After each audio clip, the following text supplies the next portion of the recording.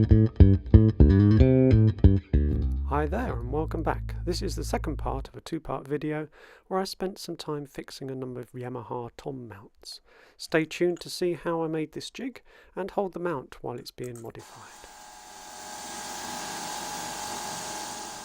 The first thing I need is a fence to push the part up against. A short square bar of aluminium will do fine.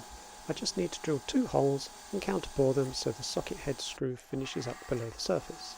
I'll use an end mill to do the counterbore.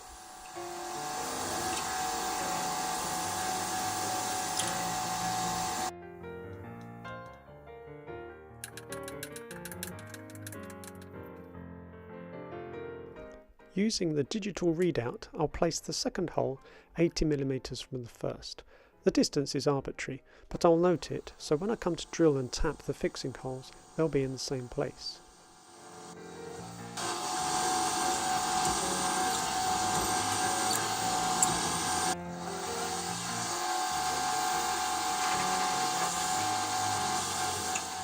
I now need a base plate to fix it to.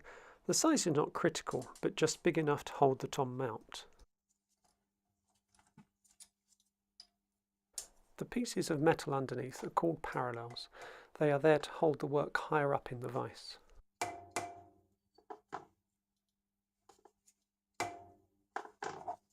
Two holes are then drilled and tapped to allow the fence to be screwed down in place.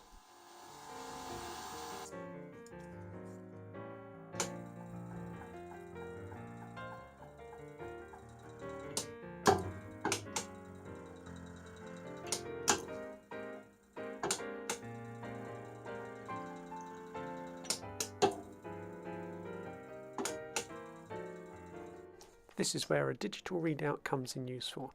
I just need to move along 80mm and I know the holes will line up.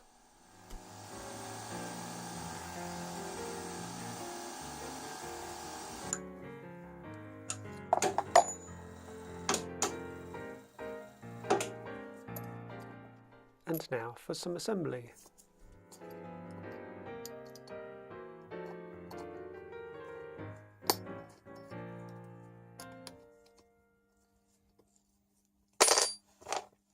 When I came to test the part, it was apparent that the fence was too high. Taking an end mill and running it over a couple of times will soon fix that.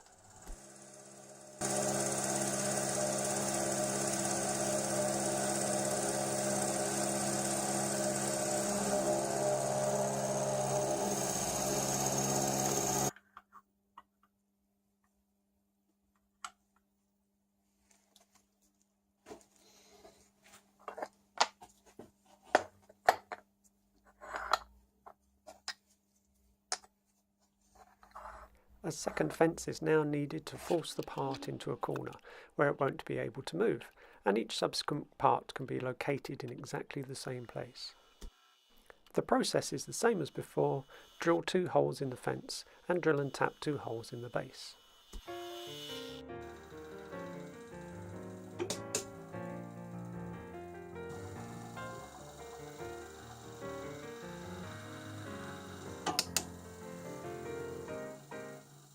After I finish tapping the holes, I'll fix the second fence in place.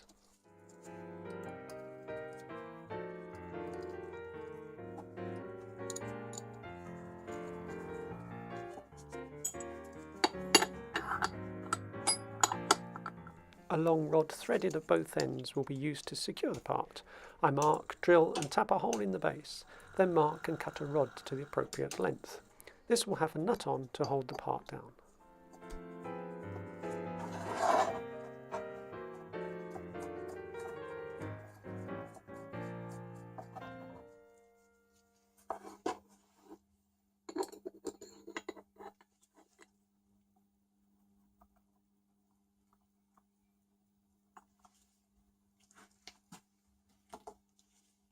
The jig is almost done now. All that's left to do is mark the 3 positions of the holes in the mount that are being modified. I made some transfer screws by turning 3 short screws to a point on the lathe.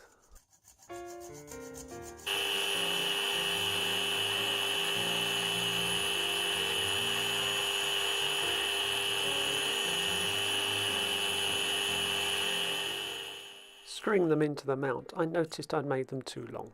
Taking a hacksaw to them, I cut them down so they were just proud of the mount.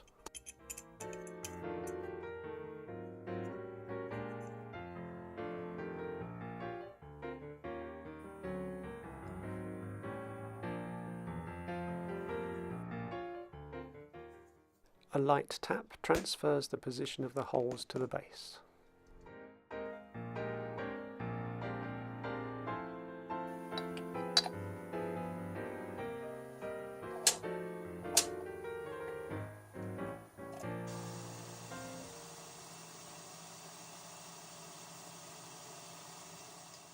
With the jig mounted on the mill and using an edge finder to set the digital readout to the 0 point where the two fences meet, I can then go about the process of locating each of the 3 marked points and noting their position as an X and Y coordinate.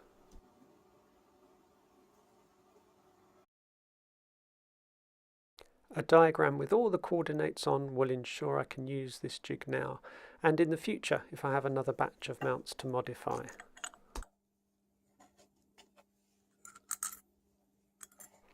If you haven't already, please take the time to look at the other video where you can see the jig in use and the final result. As ever, it's been great to have you along. Please subscribe and check out some of the other videos.